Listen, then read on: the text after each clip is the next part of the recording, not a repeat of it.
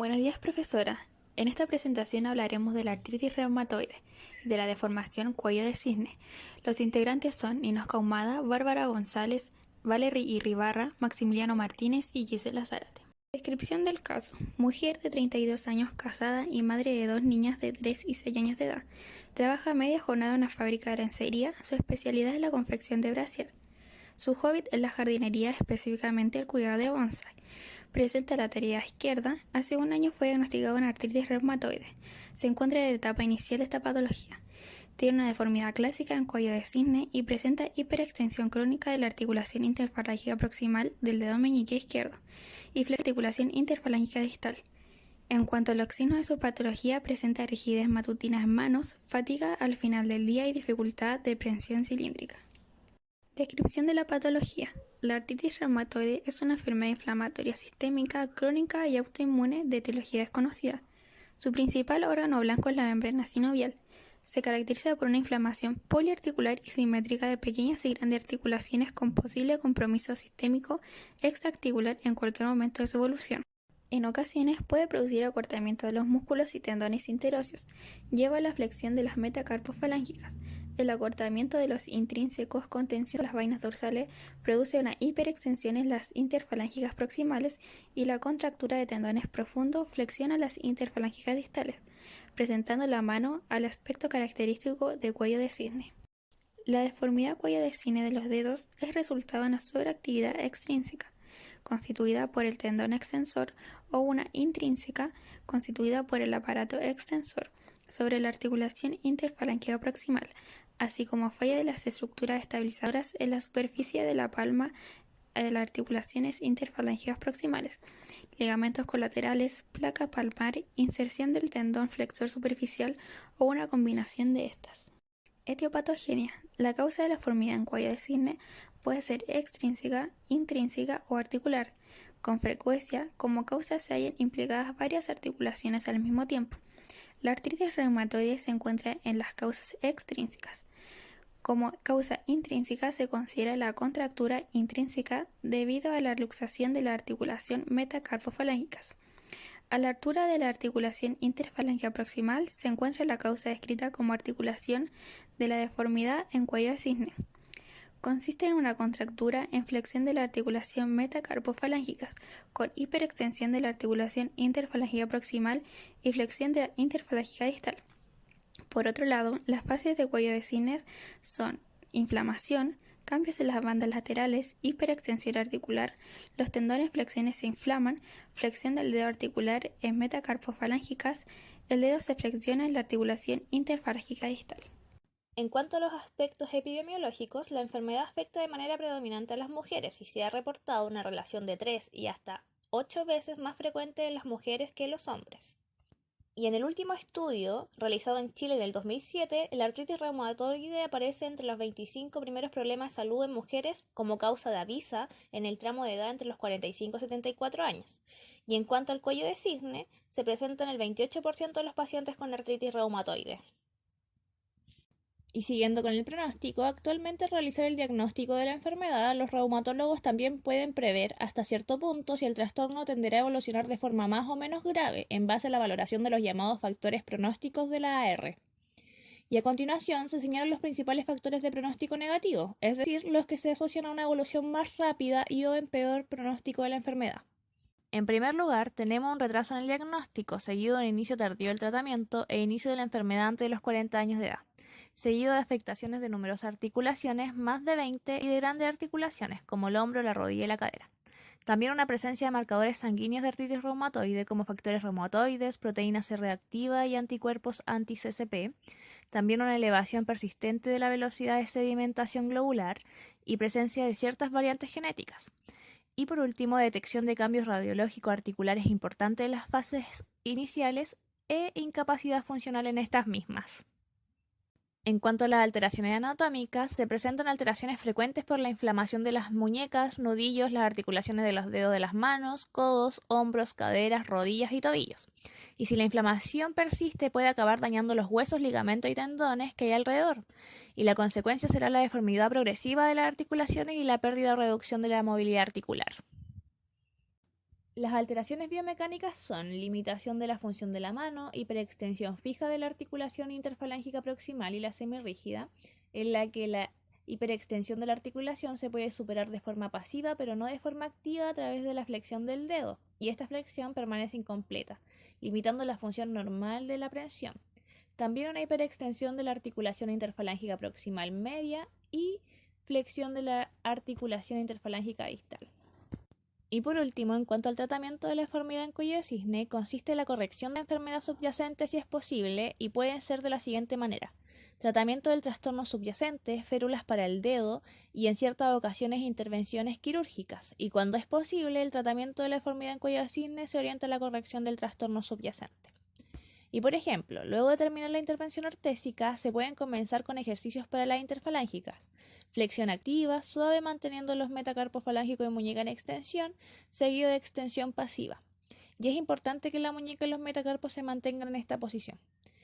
Y esto se realizarán de 5 a 10 repeticiones, 4 o 6 veces al día. Y está prohibido realizar flexión total de todas las articulaciones a la vez. En cuanto a las evaluaciones, como primera y principal, tenemos lo que es la goniometría, por lo que los resultados en la muñeca izquierda, mano afectada, presenta flexión en 40 grados, extensión en 25 grados, desviación radial en 10 grados, desviación cubital en 15 grados, y en la muñeca derecha, mano indemne, tiene una flexión de 70 grados, una extensión de 25 grados, desviación cubital en 25 grados y desviación radial en 20 grados. Por otro lado, en la evaluación a las falanges, se hizo una evaluación a la quinta falange izquierda, la mano afectada que presenta la deformidad en cuello de cisne, por lo que se presenta una flexión de la articulación interfalángica distal de 10 grados y una hiperextensión en la articulación interfalángica proximal de 5 grados. En cuanto a la evaluación de dinamómetro, la mano izquierda, mano dominante, tiene una fuerza de 5 kilos. En cuanto a la mano derecha, mano no dominante, tiene una fuerza de 10 kilos. En cuanto a la evaluación del índice de Capagni, esta es medianamente logrado, ya que arroja una puntuación de 6. En el primer punto alcanza la región lateral de la falange media del índice. Segundo punto alcanza el lateral de su falange distal. El tercero alcanza la punta. En el cuarto toca la punta del dedo medio. En el quinto toca la punta del dedo anular. Y por último toca la punta del dedo meñique. Y como última evaluación utilizamos el test de Cochin de funcionalidad de manos, donde se obtiene un puntaje de 42 puntos, por lo que esto se refiere a que presenta dificultad para realizar algunas tareas, estas sean laborales o cotidianas. La problemática que guía la intervención ortésica se centra en que la usuaria presenta una deformidad en cuello de cisne, en la cual se exhiben signos de hiperextensión de la articulación interfalángica proximal y flexión en la articulación interfalángica distal, por lo cual el trabajo y algunas actividades cotidianas se ven interferidas producto de la disminución de la fuerza, la obstaculización de prensas cilíndricas, rigidez matutina, entre otros.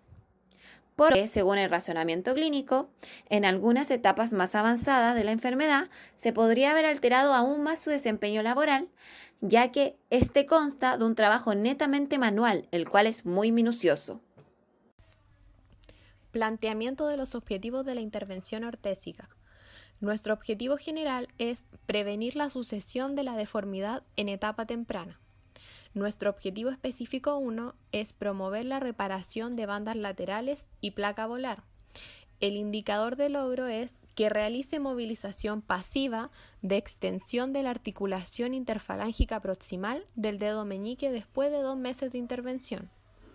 Nuestro objetivo específico es que la usuaria mantenga la funcionalidad de la mano afectada.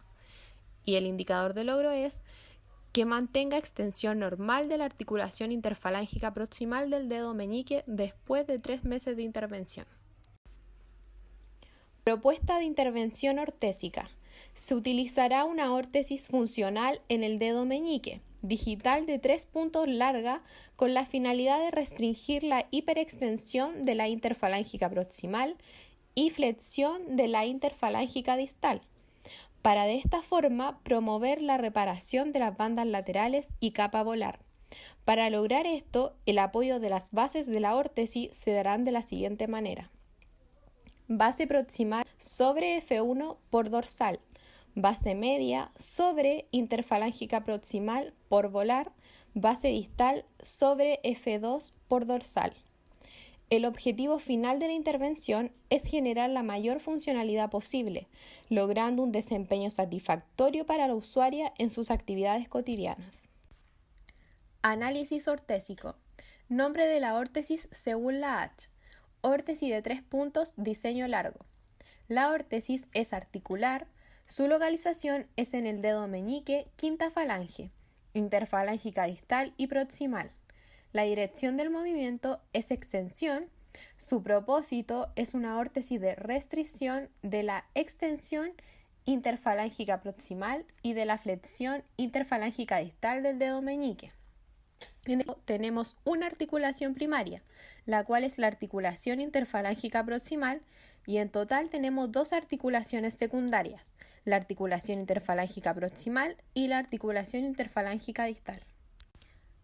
Con respecto a las fuerzas correctoras de la órtesis, es aplicada desde la placa volar con el fulcro en la articulación interfalángica proximal, y por la placa dorsal se aplica la resistencia en la falange proximal y la potencia en la falange media y distal. Materiales. El tipo de órtesis será termoplástico de baja temperatura. En relación a los materiales apropiados para la confección de la órtesis, para la señora Juana, basta con una plancha pequeña de 45 por 65 centímetros, de Orfit Classic blando, de 2,4 milímetros de grosor, no perforado liso. Los bordes deben ser curvos y redondeados.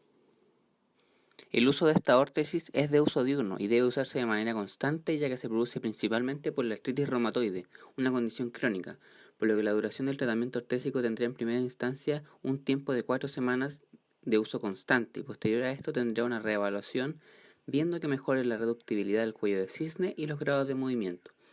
Asimismo, va pasando a otra etapa y según la evolución se puede seguir utilizando esta órtesis para prevenir nuevamente la aparición de esta deformidad, asimismo para que ésta no tenga un carácter progresivo. Los cuidados generales de la órtesis son no exponerla a fuentes de calor, ya sea seco o húmedo, no exponer la órtesis a solventes, limpiarla periódicamente con un paño húmedo, tener cuidado para que ésta no se quiebre o pierda, finalmente tener precaución al momento de la instalación por la mañana y el retiro a la hora de dormir. Las precauciones que debe tener en cuenta la usuaria son evitar el uso de joyas en el dedo o dedos circundantes, tener autocuidado para evitar posibles cortes, heridas o traumatismos con cualquier objeto, ya que las manos están expuestas a este tipo de eventualidades.